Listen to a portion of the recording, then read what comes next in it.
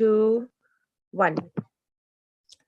Hello, hello, good afternoon, everyone. I'm back, and my name is Jay again. I'll be your host again for today, and welcome back to our second day of our Asia's biggest virtual career fair. So we call it biggest because, again, we're going to run concurrently this virtual career fair through 6 different countries: Singapore, Malaysia, Hong Kong, Thailand, Philippines, and Indonesia. And of course, if you have friends out there or families or you know someone there, you can always invite them also to be part of this biggest virtual career fair as well. Okay, so today is our second day. We have 3 days. Last day will be tomorrow, and today is also our second day of the webinar session.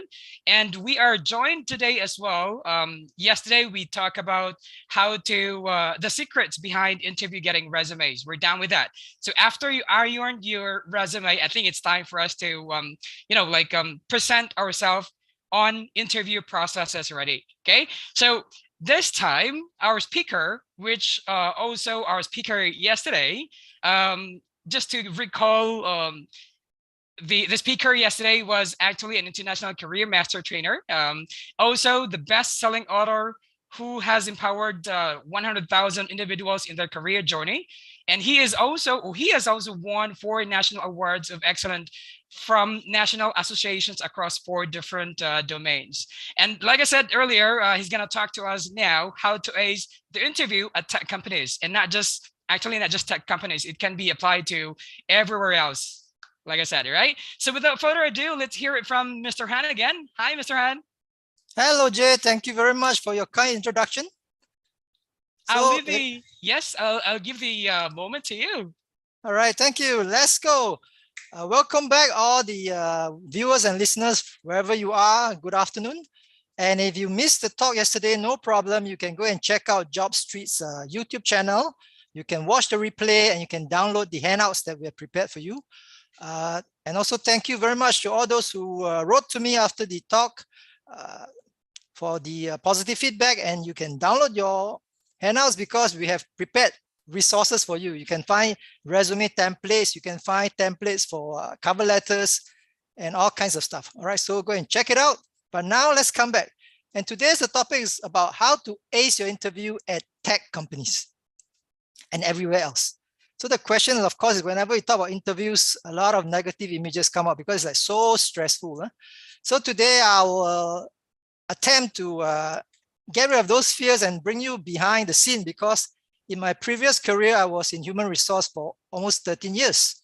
And I've done my fair share of recruitment, so I can show you behind the scenes what's happening. Okay, good. So if you have not gotten a handout, you can check it out. It is in the SharePoint under JobStreet, or you can download it at the YouTube channel now because we are going live. Huh? And then you can follow the talk accordingly.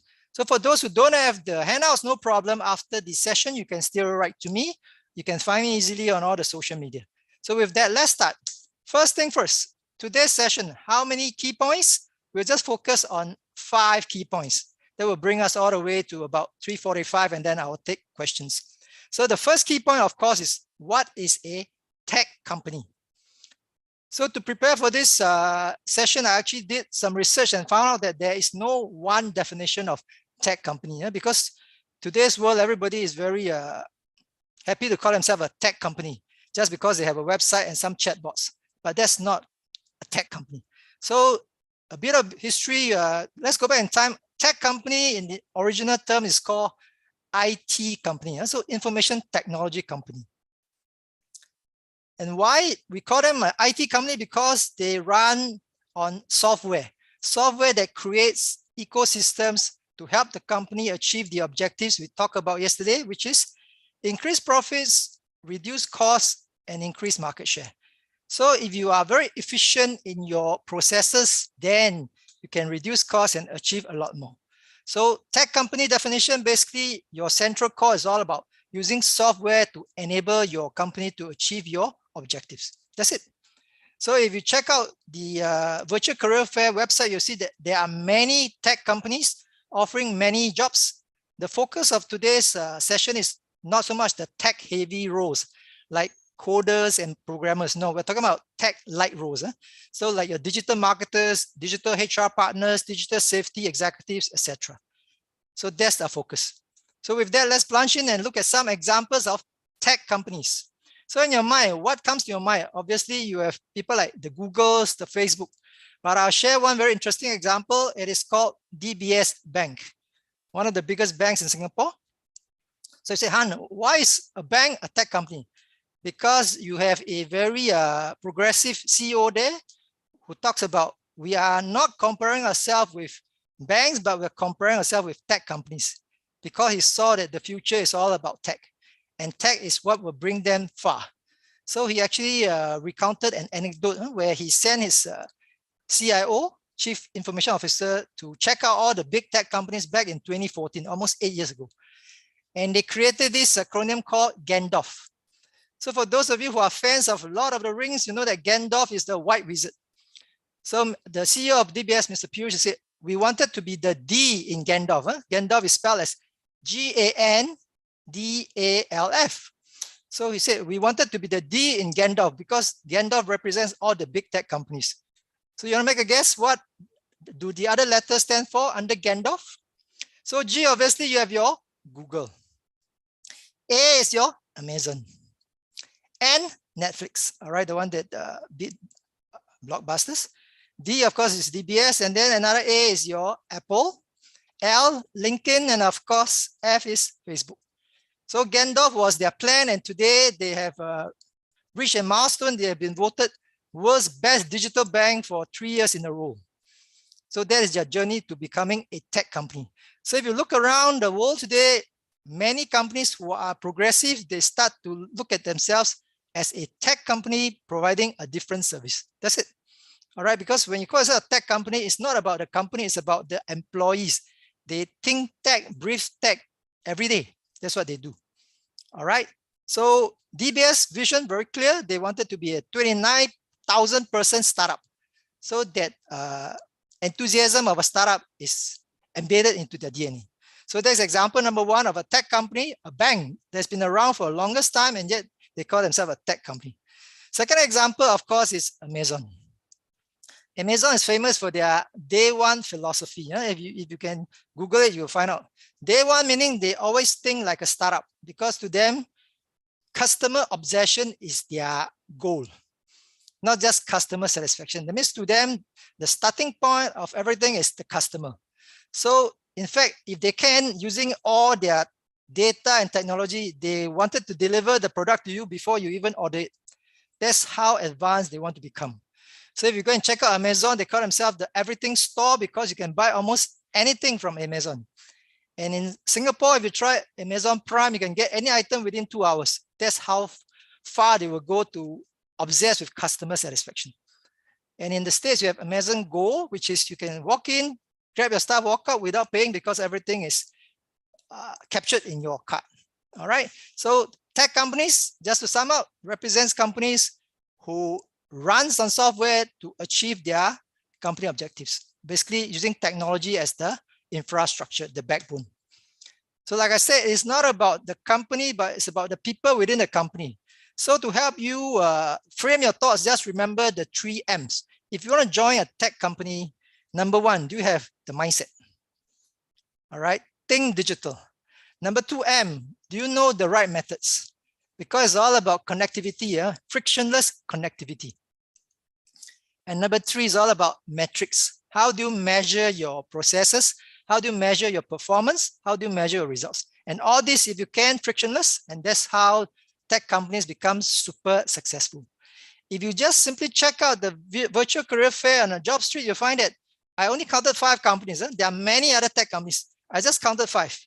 Amazon, Lazada, Shopee, Grab, and so on. I've got more than 1,000 vacancies from these companies. All right, so think about it. All you need is one job to be successful. So now you know what a tech company is. Let's move on to talk about tech employees, whether you are digital enough to be a tech employee. So if you talk about tech employee, in your mind, you may say, oh, they're like the coders, the programmers. No. If you talk about tech employees, it goes back to when the digital era starts, or when it started. So it started in the 80s. And this is where the term digital native came about. So digital native are individuals who are born after the 80s. And those who are born before 80s, we call them digital immigrants. So this is where, for all the viewers out there, you can identify for yourself whether you are a digital native or digital immigrant. So digital native, you tell them about online, offline, it doesn't make sense because to them, online is part of their life. It's like electricity, you just switch on, it's on. All right, so they are very native to using digital.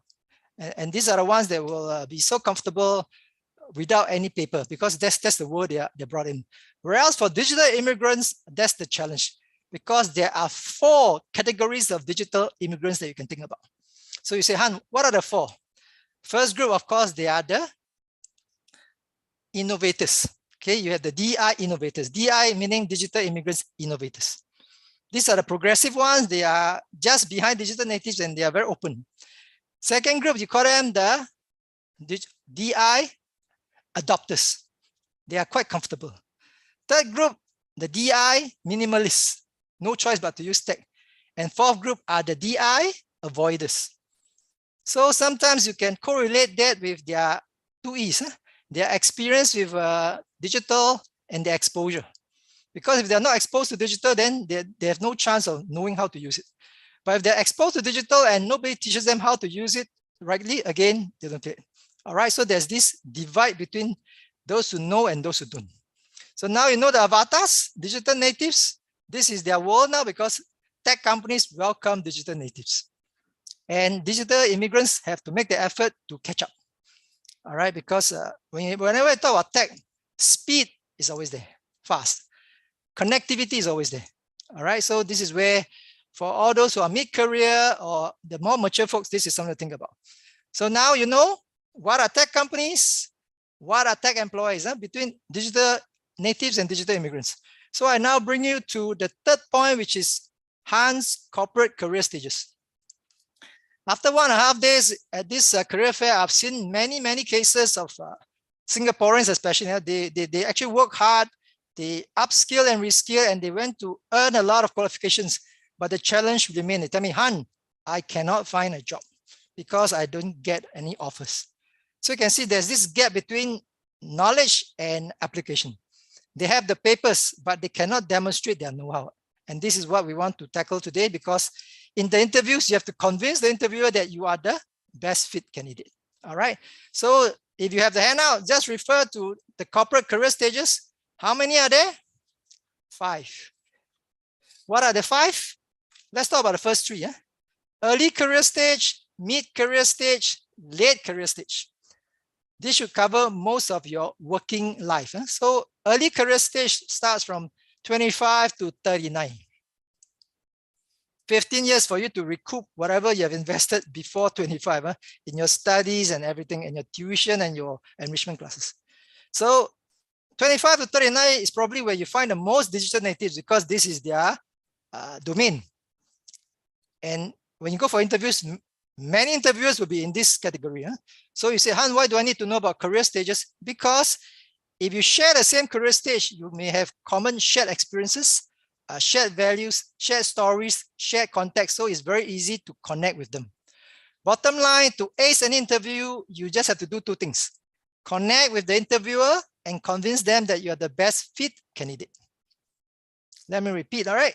Connect with the interviewer and convince them that you're the best fit candidate. How do you do that? 2 P's, preparation and practice. No shortcut. Remember, you have to practice until it comes out natural, because interviewing is not natural. To most of us, we will not go for interviews until you are looking for a job or you are preparing for some internships or exchange program. So it is a skill that you can learn and master.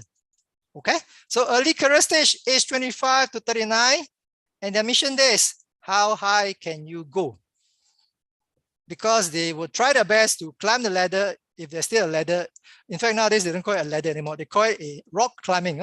You can go sideways, go up, go down, but in the end, you're still at the top.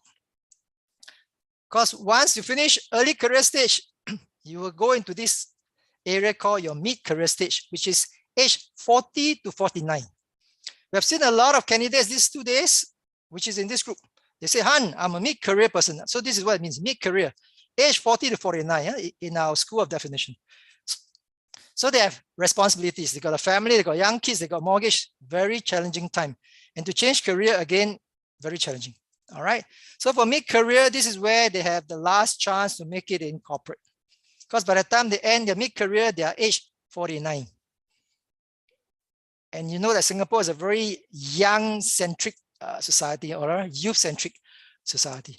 So early career stage, age 25 to 39, mid-career stage, age 40 to 49, and then the last decade, late career stage, age 50 to 59. So these are the groups that's very vulnerable because this is where they may have tertiary school kids in tertiary institutions. They may have not cleared their mortgage loan. So this is where they have heavy responsibilities for their kids and also their parents. And they feel very vulnerable because they are the digital immigrants that is like quite far off the age gap. All right. So this group, what is their mission? The mission is plan B ready. Make sure they have a plan B ready. So just to recap, early career stage, how high can you go?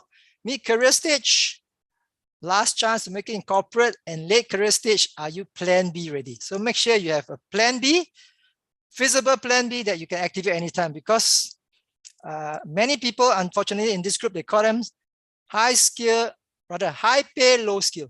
So they are like first in line if there's any right sizing or cost cutting exercise. All right, so there's a corporate career in general, in anywhere around the world, age 25 to 39, early career stage, 40 to 49, mid career stage, and then 50 to 59, late career stage. So after late career stage, you hit 60. So 60 to 69, I call it new career stage because this is where you have to reinvent yourself. By now, you would have worked easily 35 years. Look at most companies, their employees are not so senior. So for you to fit in, remember, it's not just about a job, but also about the environment. You need to be able to fit. So this is why you have to reinvent yourself and say, okay, what else can I do? Always play to your strengths if you're at this level. And of course, once you reach 70 and above, we call you game changer stage because you just have to change the game to stay in the game. And we had a few candidates yesterday. I've got a 70-year-old gentleman who said, Han, I need to keep working. If not, who is going to feed me? So he's very resilient. He's very independent, but he said, companies are not willing to give him a chance. All right. So that's why they have to change the game in order to stay relevant. So now you know the career stages and you know, okay, whichever stage you have to position yourself, knowing that at each stage you have different strategy. Same thing from your career stages, you can also tell where your interviewer is from. So once you can find common ground, it's easier to connect with your interviewers. That's it. All right, so we've covered 3 points. Number 1, what are tech companies? Number 2, who are the tech employees? And number 3, Han's corporate career stages. Now we plunge right into how to ace the interview. Okay, for you to ace the interview, of course, you have cleared the resume part, which is yesterday's talk. So you have gotten the appointment. Now it's time for you to convince the interviewer so you get an offer. So how do you convince the interviewer that you are the best fit candidate? So this is the focus of this section now. How to convince the interviewer. Few things to note. Number 1, always understand what is the number 1 fear of all interviewers. Anybody want to make a guess? Just in your mind, think about it. I'll give you 5 seconds. What is the number 1 fear of all interviewers?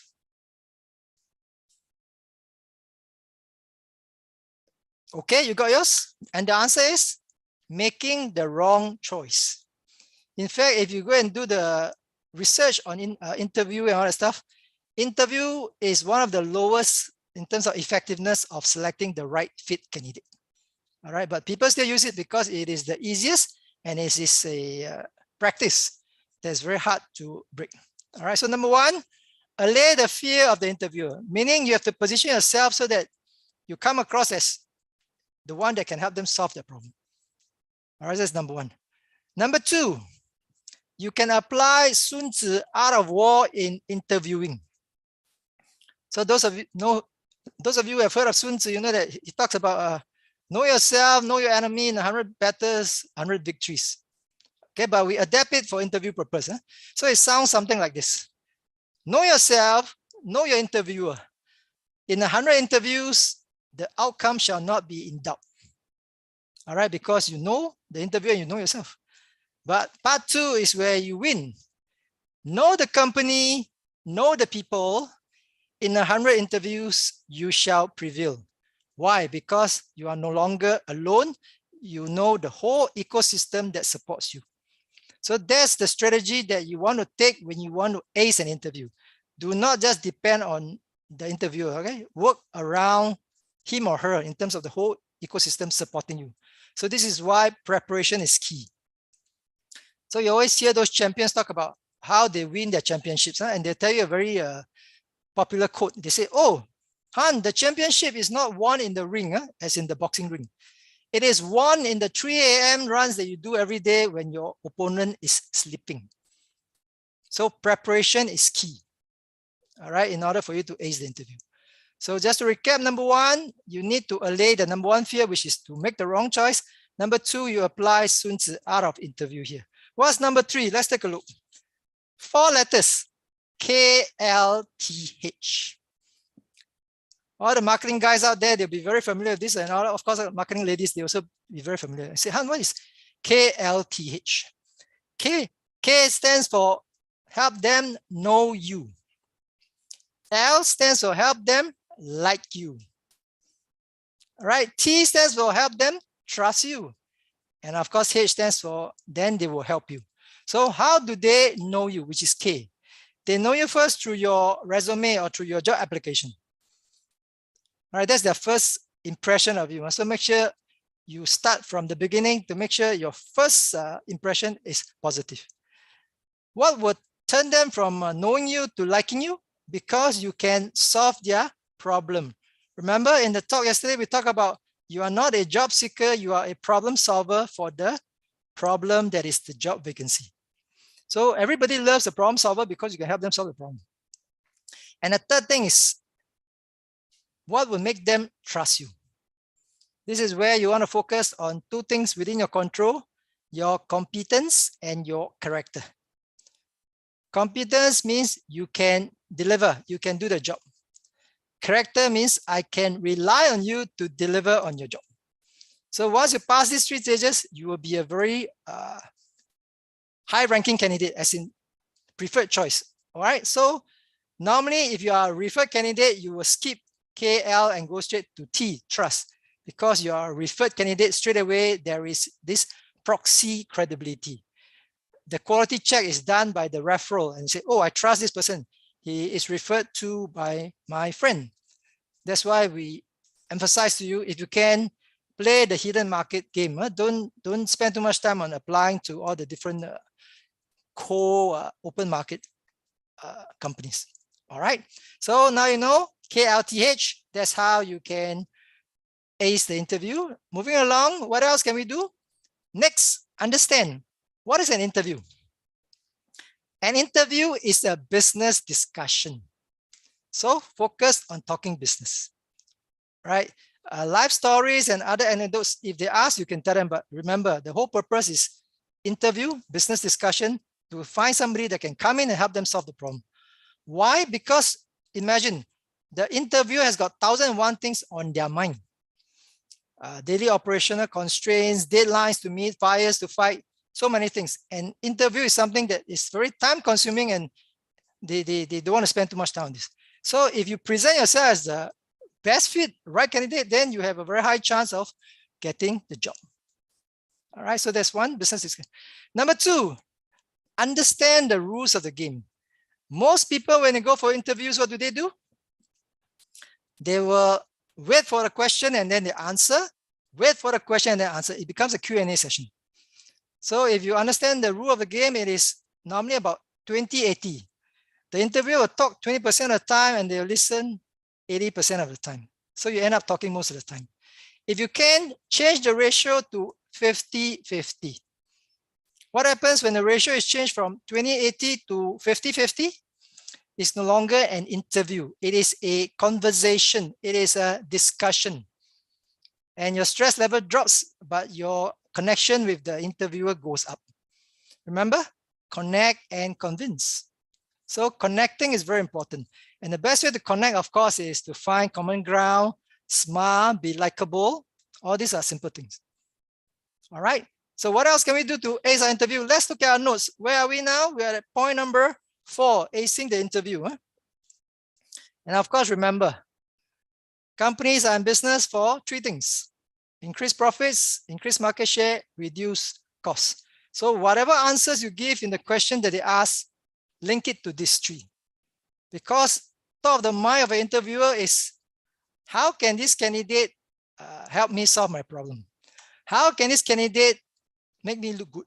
All right, because they are already above up here. So they want somebody to come in and help them. So this is your chance to shine. What else can you do? Let's look at your points. Remember, at the interview, which is more important? Competence or chemistry with the interviewer? What do you think? Again, I give you 10 seconds to think about it. All right, the question is, which is more important in an interview? Competence or chemistry?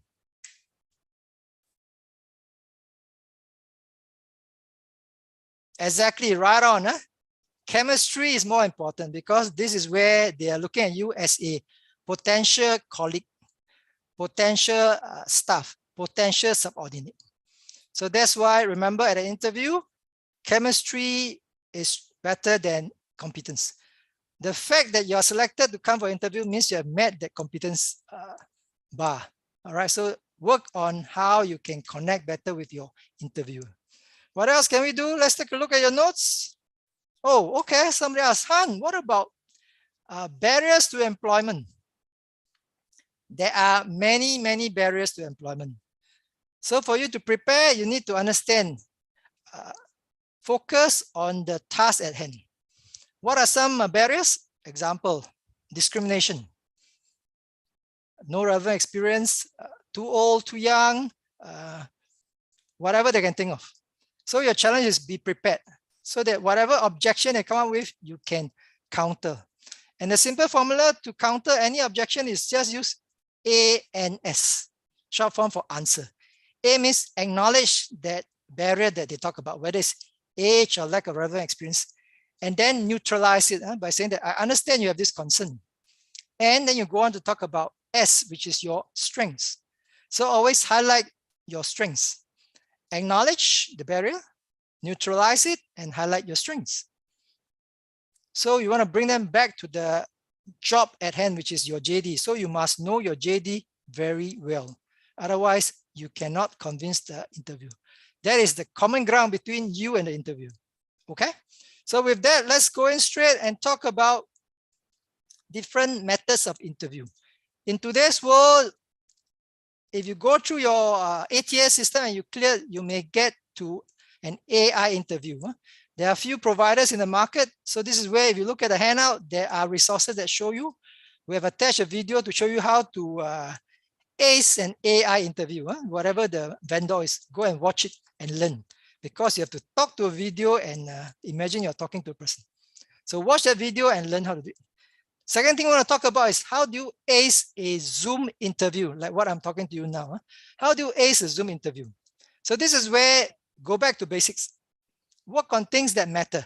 Number 1, lighting.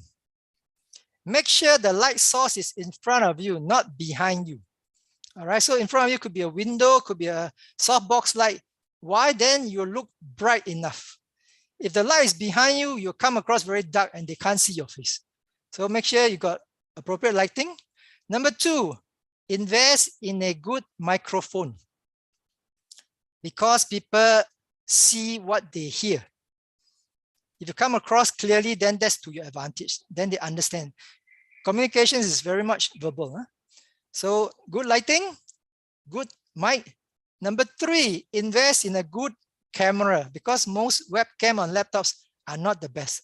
So in today's world, if you can, these are the basics for you to do well in any Zoom interview.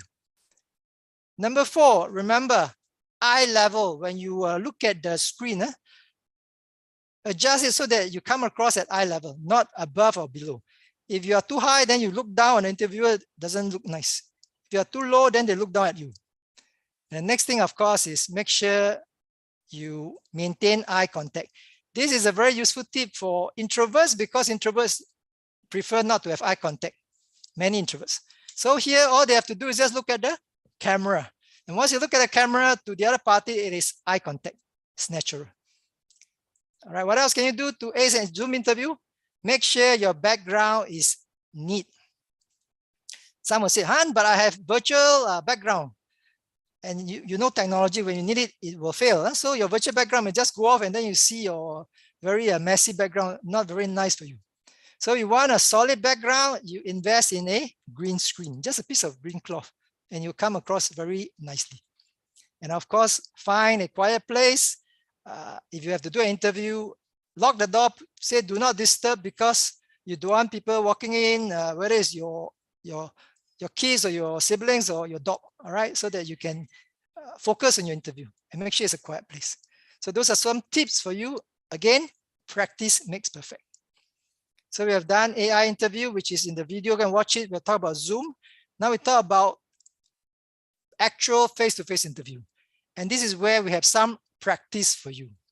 Okay, we'll walk through some common questions because this is where it is most useful. In the handout that I prepared for you, I've got a list of practice questions, 60 of the toughest questions and answers. So you can go and read about it and customize it and make it your own. I also have a practice toolkit from JobStreet, and you can go and download it and use it. So very useful resources. Make sure you download the handout from the YouTube channel of JobStreet or wherever you can find it, or just write to me. Okay, so now it is practice time.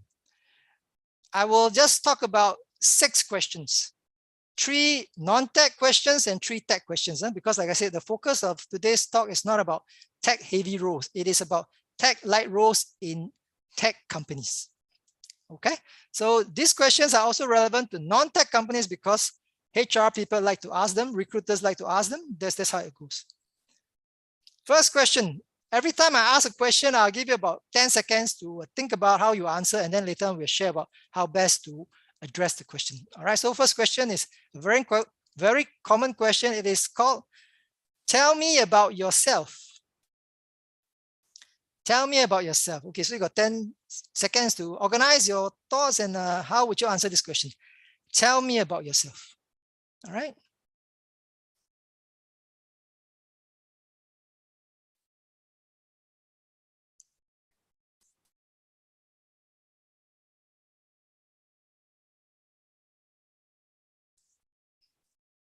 All right, time's up. So how would you answer this question? Many people say, Han, this is a very tough question because it is so broad.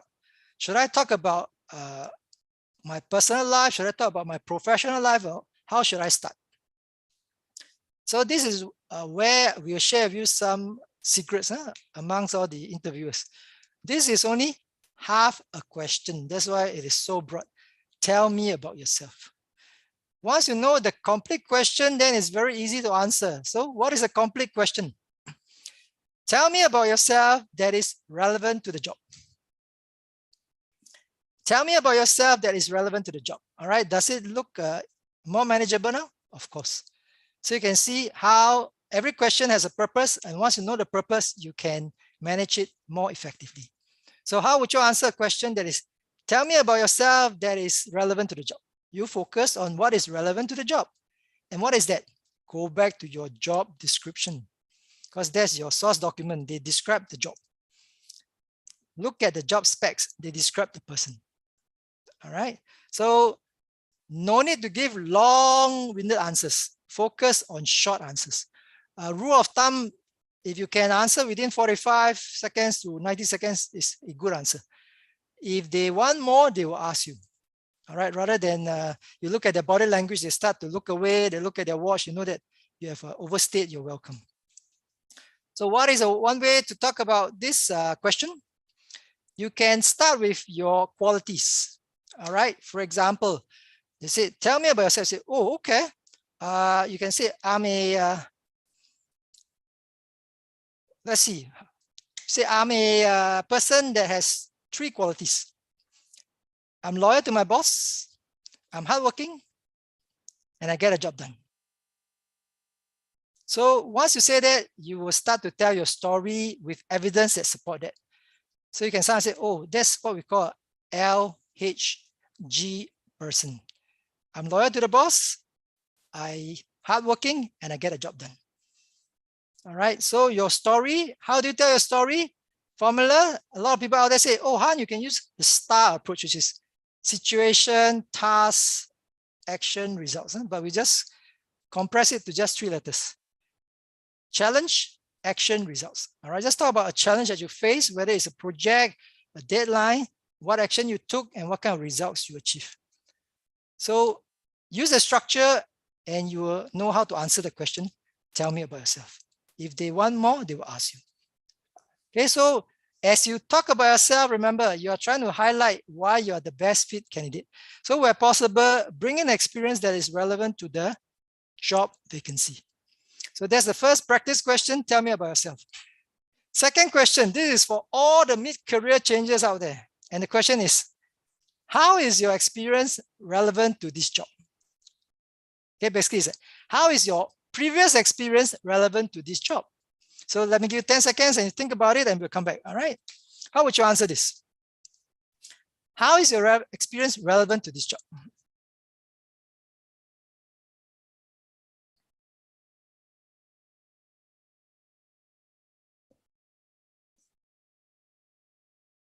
Okay, got 5 more seconds.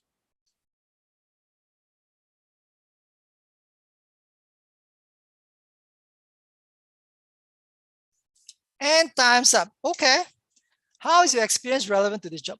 Why is this important? Because I've heard so many candidates tell me, Han, I'm a mid-career switcher and I just cannot get an interview or I cannot get an offer because they cannot quantify their achievements. So remember, to get a job, especially for a career changer, you need the 3 Ps: paper, performance, people. All right. Paper means you may need a qualification to go into a new industry. And many of them work hard, they upskill and they got a paper, but they don't have performance, meaning they don't have the experience of demonstrating that. So what can they do to get performance so that they can use it in the interview? They have to undertake projects on their own. They can volunteer for projects, all right, whether it's pro bono basis, whether in a non-profit, whether in a charity, use their new skills and apply and help the charity, help the non-profit, and that becomes part of their track record, your project experience. All right, so if you have the paper, you have the project that demonstrates performance, then you look at people. People are basically your connections. Who are the people that know you are good and will support you, that will refer you? So once you do that, you can answer this question, because every job, you have experiences, you have skills that are transferable. May not be 100%, but this is why you have to go back to the job description and look at what the new job entails and what part of your previous experience can be transferred across. So this is where we talk about skills. Just in the resume, you have written some skills, but here we talk about skills in depth. Basically, 3 skills we talk about: content skills, people skills, process skills, or what we call transferable skills. Content skills is your domain expertise. So if you want to talk shop with the interviewer, if they're in that domain, you can talk to them in the language that they understand, you get instant connection. All right, and people like people who are like themselves. So remember, domain skills or domain knowledge may or may not be transferable. So if it's not transferable, you have to move to the next skill, which is called people skills. This is where you work well with people. Young, old, all levels, you must highlight your experiences working well with people, because teamwork is critical for success in this connected world. And the third skill, of course, is what we call process skills or transferable skills. So this part is transferable, and you have to go and dig out from your experience. What are some transferable skills or transferable experiences that you can use from your previous job to transfer to this new role? So for instance, you are in operations and you want to go into data analytics. So ask yourself, in this new role, which of the experiences you have in the past, whether it is using SOP, process streamlining, project management, that you can apply to data analytics. So this is a part where you work hard so that when the question comes out, how is your experience relevant to this job, you can answer with confidence. So again, remember, you have to prepare for it. You cannot just try and wink it. Huh? Interviewers have done this many times. Straight away, they can tell whether you're trying to pull a fast one. So that's practice question number 2. And of course, practice question number 3, very popular, is why should we hire you? Why should we hire you? Many candidates tell me, Han, this is a very tough question. Why? Because they are not prepared. If they are prepared, then this is the best chance for them to sell themselves. All right. So same thing. Why should they hire you? This is where you must have done your research. Huh? So make sure you do your research so that you know in the interview, you must perform well. And then when they ask you, you can say, okay, I have chemistry with you. I've demonstrated competence and I have the community behind me. Community meaning your teammates, your future colleagues. You would have connected with them, whether on social media platforms or whatever. So actually, you are not alone. You are already like a member of the team. So behind this, you can see a lot of prep work that you have to do in order to ace the interview. So whether it is a tech company or not, it demonstrates your resourcefulness. And then the rest, don't know what hits them, because this is why you can impress your interviewer. Be so good that they cannot ignore you. So these are the 3 non-tech questions. Tell me about yourself.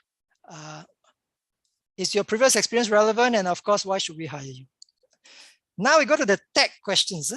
Tech questions, again, in the handout, we have a link that shows you 17 questions, but I'll just run through for you quickly because we're running out of time and we want to address some questions. So first question is, how do you keep your tech skills current and relevant? So remember, the purpose of every question is to find out something about you. So these questions want to see whether you are a lifelong learner, whether you keep improving yourself. So they want to hear from you. How do you keep current? Because if you're not current, then you will be left behind. Second test question or practice question is, what online resources do you use to help you to do your job? What online resources do you use to help you to do your job? What does this demonstrate? Again, it shows whether you know how to find relevant resources that can help you do your job better. And since this is a tech company, you must have the initiative to use tech resources that is out there that are free. And that's how it works. Third practice question. Tell me about a tech project that you have undertaken in your spare time.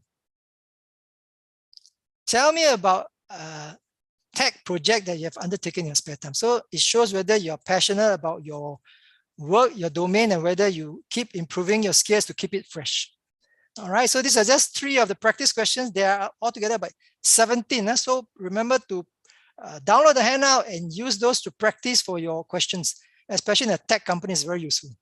So tech light roles, they may not ask you so much. So you say, Han, what's the difference? Technology is like the engine of the car. Okay. Tech light roles, or what you call digital mindedness, is like you are the driver. So you don't have to know how to design a car. As long as you can drive it and take care of small faults, you are able to drive from point A to point B. That's all you need to do. All right. So that's it for today's session. Remember to download the handout. Now I pass the ball back to JJ. All yours. Really informative. I've learned a lot of things, and I think it's time for me to interview you now. I'm kidding. I'm kidding. I'm kidding. Okay, so I have here I saw there's a lot of questions actually that's coming in from our YouTube live, right? One of the questions that catches my attention is this one. When showing up for an interview for a tech role, right? What kind of dress code is appropriate? Like, do you have to be like a techie, or do you have to be like a nerd look like dress code, something like that? Very good question. Thank you for the question. So there are 2 ways you can look at this. Number 1, just one phone call and you get the answer. Ask them, do you have a dress code for the interview? And they will tell you. All right, that's a simple way. Second way is, of course, you dress one level up. So dressing one level up from the role shows respect for the interviewer.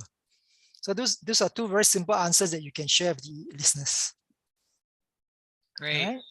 Yes, that's very simple and short, right? In relation to that one, right?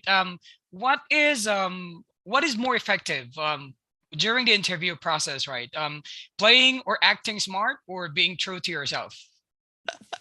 If you are smart, you are smart. You don't Yeah, have to okay, act. I agree. You didn't have to All right. play. Because honesty is critical. Huh? Remember, in the interview, never lie.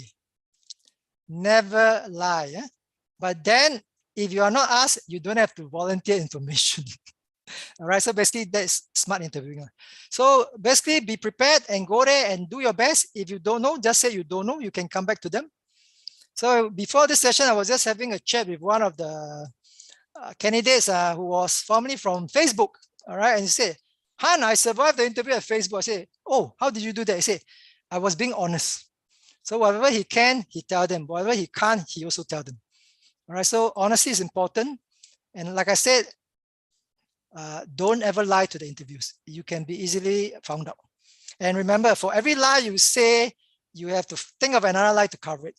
All right. Especially nowadays, a lot of people say, Han, can I inflate my qualification or inflate my experience? And so be very careful, because all it takes is one email or one phone call to find out, and that's it. Your career is over before it even starts. All right. Yes, Jay, all yours. Yeah, I agree. All right. You mentioned earlier that it's very important to build technique, or sorry, chemistry rather. It's a good technique during the Yes. interview, right? Right. So, what are some of the techniques to build a good chemistry for an interviewer? Oh, okay. Many ways, but basically, number one, okay, let's try. Jay, let's try. Okay. How long does the interviewer take to decide whether you are the right or the wrong candidate? We're talking about face-to-face, Right. physical interviews, all right? I think that would take in a split of a second, maybe. Okay, Jay is faster than AI. It takes about 3 seconds, all right? 3 seconds. Three I say, Han, seconds. how do you get 3 seconds? Basically, the researchers, they show video clips, 1 second, 3 seconds, 6 seconds of how fast first impressions are made. And the most common denominator is 3 seconds. Because 3 seconds is when you come in, eye contact, shake the hand. When you shake the hand, you have physical contact. All right. So in that split second, in their mind, they look at you, they are already sizing you up in terms of my perfect candidate profile. True, true. So that's what I said. First impressions last, or you don't get a second chance to make a good first impression. So first 3 seconds, already they decided can or cannot. And the next 20, 30 minutes is to confirm the impression. That's why number one, dress for the part. Huh? Dress for the part. Number two, always smile.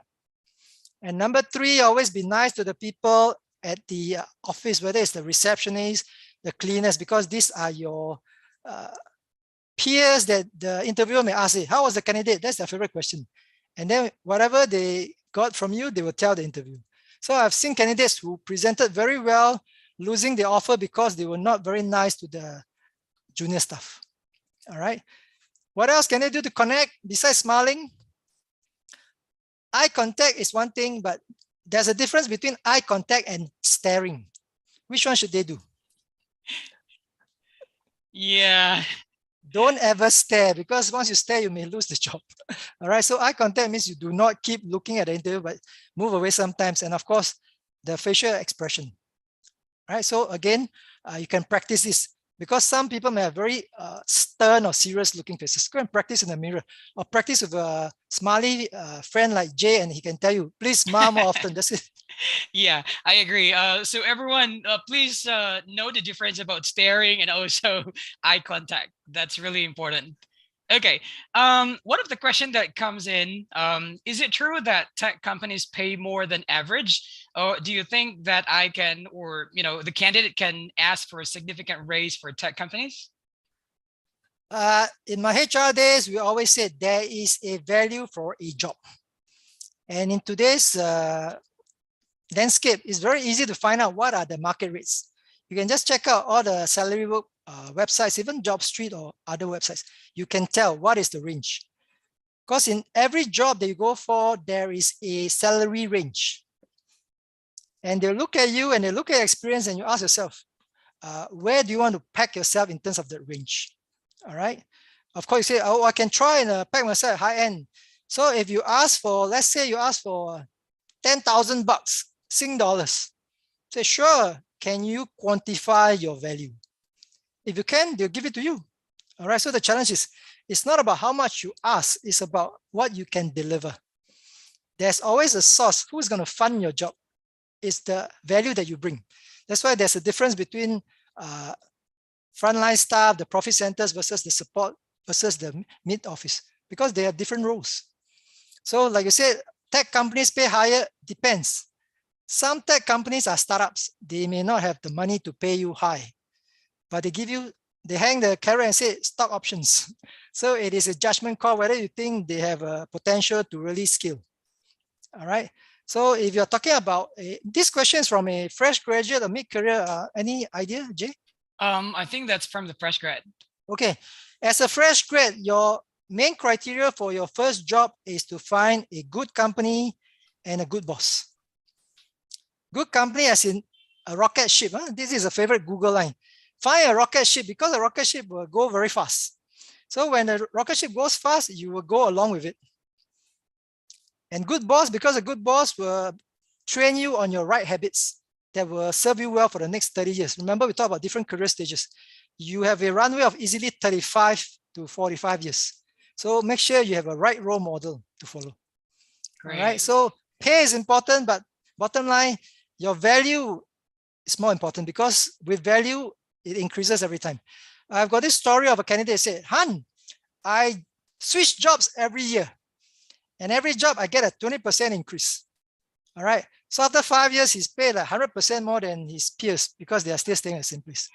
So short-term benefits, like, yeah, I've got 200% now, but once the interviewer look at this person and his experience is not really in-depth or fantastic, then straight away they know, oh, potential for higher jobs may be limited because there's no stability.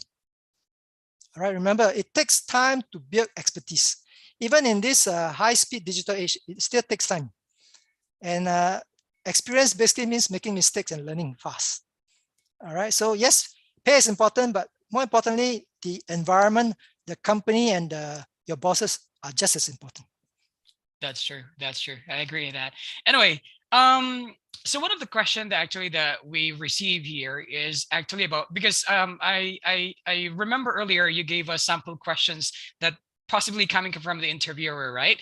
Yes. Are those still applicable to even non-tech companies, or that's are specifically for tech companies? Because one of the questions right here that we raised or that we got is like some of the companies, rather, they asked, especially for tech companies, right? They asked psychological questions. So how do we normally ace to those kind of questions? Any examples that they shared, Jay? Oh, they don't have, but it's more on the psychological. Perhaps it's more about, I think that's going to be testing about how they take a look on or perceive life, perhaps psychologically. Yeah. Oh, okay. Psychological questions, philosophical questions. Yeah, there Yeah. are. So depending on, again, you can research all this, because depending on where the company comes from, whether it's US based or European based or Japanese based, the values are there. So you can find out from certain websites that will tell you. But bottom line, companies like to use assessment tools. So if you have to do assessment tools, you can have practice. Again, don't game the system. Back to your psychological questions, there are some situation or problem solving questions. Example, they may ask you, okay, Jay, how tall is MBS or Marina Bay Sands? That kind of question. So it's like, how do you answer? Or they ask you, how many street lights are there on Orchard Road? So a lot of them will be stuck. Of course, they try to Google. But these are what we call problem solving questions, because they want to see how you process information. Especially when you're an engineer in a tech company, logic is very important. They want to see how you process. It's just like in school, when we do mathematics questions, they want to look at our workings. So they want to see how you process information. Exactly. So there's no right or wrong. It's just how you process information. Exactly. So sometimes the questions are like that, right? I agree. Yeah, exactly. Yeah. All right. Or they tell you, Jay, how many coins do I need to stack up to reach the top of the treasury building, for example? So once you know the formula, is very easy to answer. And what is the formula? Number one, make your assumptions. And from your assumption, you work backwards. All right. So for example, we talk about MBS. How tall is MBS? All right, the super tall building. So you can say, oh, imagine I've got one coin is about 2 mm. All right, so you calculate how many meters tall, and then you divide by 2 mm, and then straight away you can get an estimate. How tall is that? All right, so it's all formula-based questions. I've heard also candidates say, Han, I've got some tech jobs where they put us through gamification tests. And some of them cannot do well. Huh? So whenever you have this kind of test, remember, practice makes perfect. You need to practice. It's like taking your set test or exam. With practice, you become more confident, and that's how you do well. All right.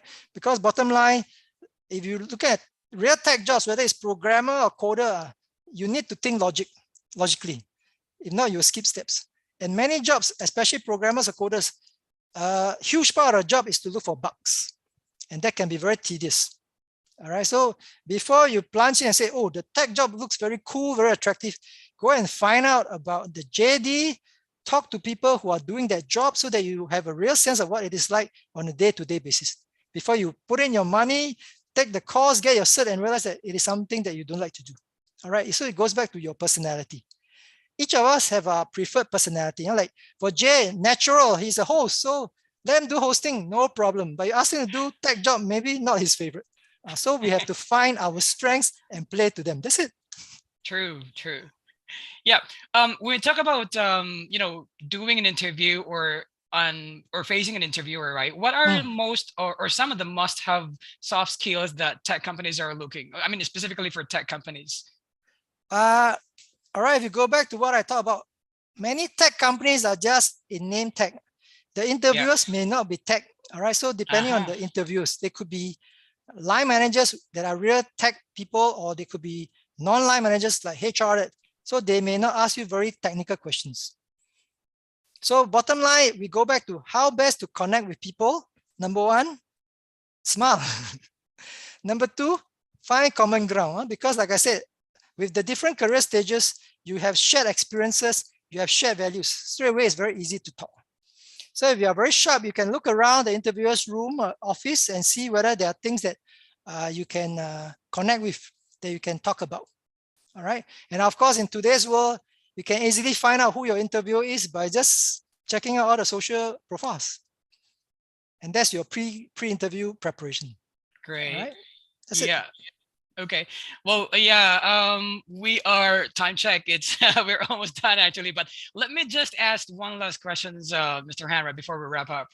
If a person or those who are trying to switch career from non-tech to a tech industry or tech background, for those who don't have background yet, how do they prepare themselves for an interview? Like, do they have any books to read or anyone to talk to get prepared about interview?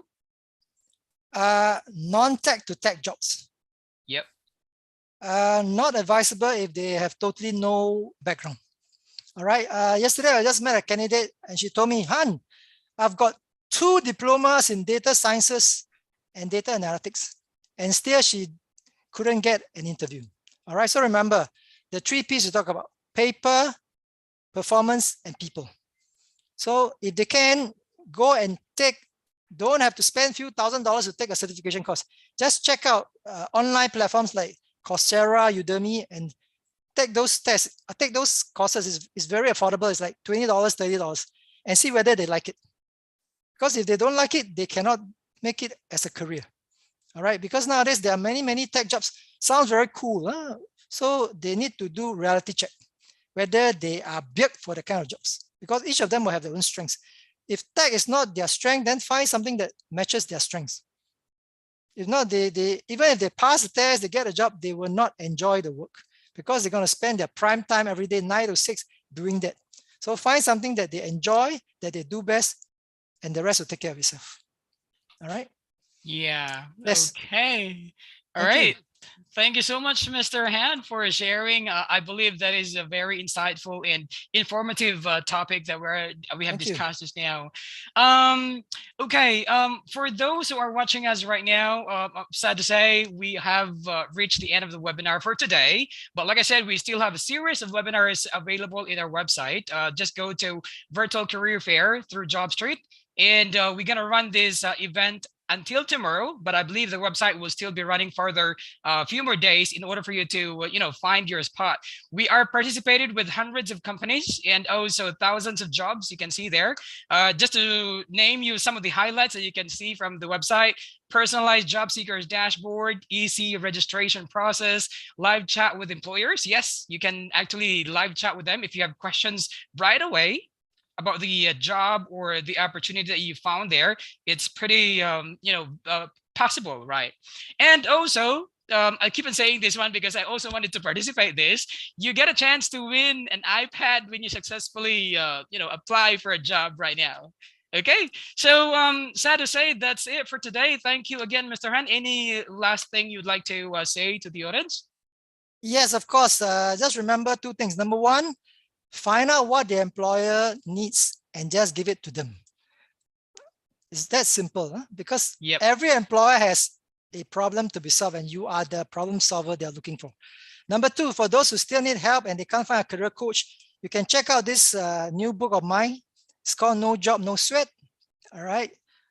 It will cover everything we talk about and more today, like career stages, how to prepare for interviews. And if you need help, you can go and join my social platform groups. It's free and you can go in and ask me questions. Yeah, I love to do that. Thank you. I love to join that, Mr. Han. All right, see you again soon, everyone. You all have a great day. Bye-bye. All the Bye best. for now.